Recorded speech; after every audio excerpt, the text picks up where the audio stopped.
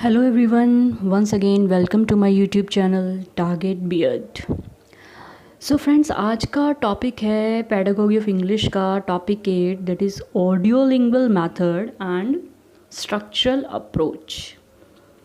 दोनों ही थोड़े इम्पॉर्टेंट टॉपिक्स हैं। स्ट्रक्चरल अप्रोच ज़्यादातर आता है एग्ज़ाम्स में, तो थोड़ा आप ध्यान से सुनिएगा। तो आइए बिना टाइम वेस्ट किए हुए स्टार्ट करते हैं अपना आज का टॉपिक।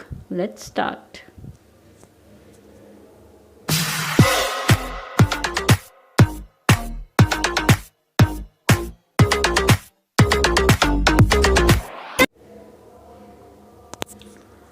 फर्स्ट ऑफ ऑल देख लेते हैं ऑडियो लिंगुअल मेथड क्या है। Audio means what? Audio means जब आप कोई चीज़ सुनते हैं, लिंगुअल मीन्स जब आप बोलते हैं, सुनकर बोलना, नाम से ही आप समझ जाएंगे। पढ़ लेते हैं एक बार क्या लिखा है। The audio lingual method of teaching had it's origins during world war II when it became known as the army method. Audio lingual method को आर्मी मेथड भी कहा जाता है बिकॉज इसकी जो स्टार्टिंग है वो आर्मी से ही स्टार्ट हुई थी वर्ल्ड वॉर II के दौरान। वर्ल्ड वॉर II के दौरान एक टीम बनाई गई थी, जो आर्मी के पर्सनल्स हैं उनको सिखाया गया था audio lingual method to improve the pronunciations. It is also called the oral approach. Oral means सुनना, oral means बोलना, that is audiolingual. The objective of the audiolingual method is accurate pronunciation and grammar. Accurate pronounce करना और grammar. Third point है ability to respond quickly and accurately in speech situations. And knowledge of sufficient vocabulary to use with grammar patterns. The ability to respond quickly and accurately in speech situations means अच्छे से respond करना, vocabulary की knowledge होना, grammar की knowledge होना। Language teaching begins with the spoken language. In this, the material is taught orally before it is presented in the written form. जो material है वो ओरली सिखाया जाता था, ना कि रिटन फॉर्म में। जो ओरल है, जो स्पोकन लैंग्वेज है, उस पर ज़्यादा जोर डाला जाता था। Lessons in the classroom focus on the correct imitation of the teacher by the students. देखिए इसमें क्या करते थे, टीचर पहले कोई सेंटेंस या कोई वाक्य बच्चों को बोलता था, फिर बच्चे क्या करते थे, मैम को या टीचर को इमिटेट करते थे, उनको कॉपी करके correct pronunciation, correct language, correct vocabulary copy करके, इमिटेट करके लैंग्वेज को सीखते थे। The main activities include reading, allowed dialogues, repetitions of model sentences and drilling. Main जो इसकी एक्टिविटीज़ थी वो थी अलाउड डायलॉग्स, ज़ोर से बोल के सीखना, रेपिटेशन करना, रिपीट करके सीखना। Grammar is induced from examples. No explicit grammatical instruction is given. जो ग्रामर है वो एग्जाम्पल्स के थ्रू सिखाई जाती थी, कोई अलग से ग्रामेटिकल इंस्ट्रक्शंस नहीं दी जाती थी। The target language is the only language to be used in the classroom. ठीक है, इसमें आई होप आप लोग को समझ आ गया होगा। इसके एडवांटेजेस देख लेते हैं। ऑडियो लैंग्वेज की मेथड की क्या क्या एडवांटेजेस हैं। This method helps the students learn and develop listening and speaking skills quite efficiently. ये हेल्प करता है लिसनिंग और स्पीकिंग स्किल्स में। Visual aids help in the enrichment of vocabulary. बच्चों को कोई चीज़ दिखा के उनको समझाया जाता था, जिससे उनकी वोकैबुलरी इंक्रीज़ होती थी।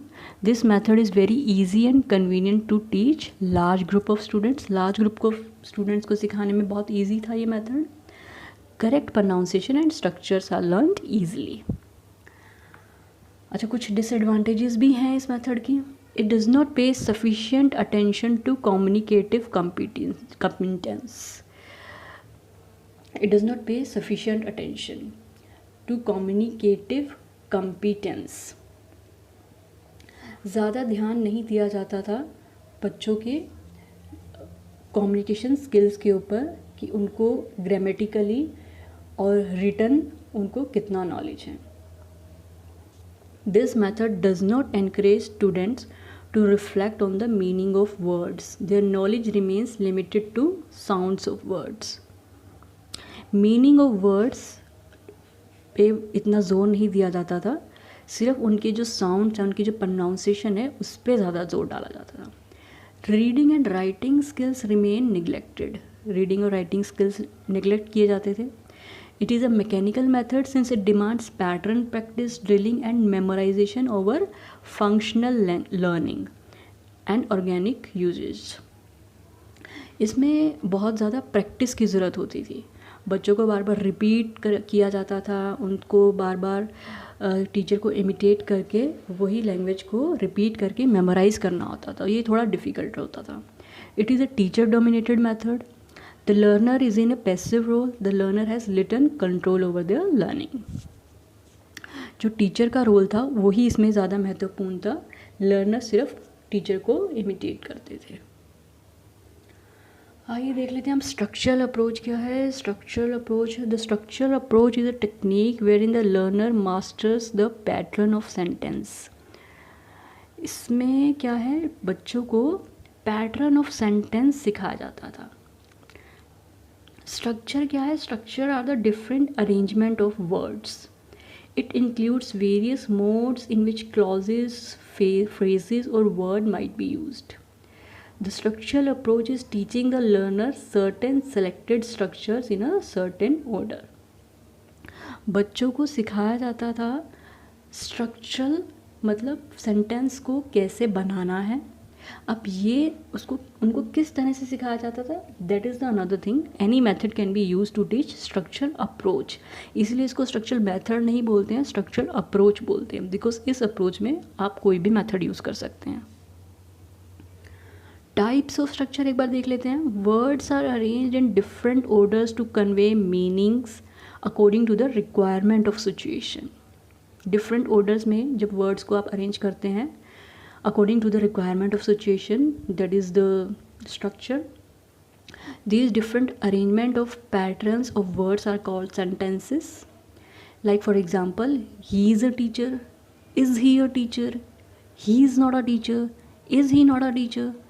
तो ये कुछ एग्जाम्पल्स हैं कि वर्ड्स को आप चेंज करके सेम वर्ड से डिफरेंट एग्जाम्पल्स बना सकते हैं. एक बार प्रिंसिपल्स देख लेते हैं इसके क्या क्या हैं. Importance of speech. The structural approach is based on the principle of effective use of speech. Mastery of structures. इसमें स्पीच को ज़्यादा इम्पॉर्टेंस दी जाती थी, बोलने पे ज़्यादा जोर दिया जाता था, वोकेबलरी पे ज़्यादा जोर दिया जाता था. Framing language habits. बच्चे जब बोलते थे तो उनको हैबिट बन जाती थी एक बोलने की, और वो बेहतर तरह से एक फ्लो में बोल पाते थे. Meaningful situation. In order to teach language effectively a teacher has to make various situations real और रियल लाइक. सिचुएशन के थ्रू टीचर सिखाते हैं. Importance people's activity. The importance of people's activity rather than the activity of the teacher. People जो student है वो भी इसमें बराबर का पार्टिसिपेट करते हैं. The principle of word order is given a lot of importance. Oral work इसमें ज़्यादा रहता है और रिटन वर्क बहुत कम रहता है. इसके एडवांटेजेस क्या क्या हैं. स्पीच इज़ गिवन इम्पोर्टेंस, जैसे आपको बताया. फ्लुएंसी ऑफ स्पीच आ जाता है.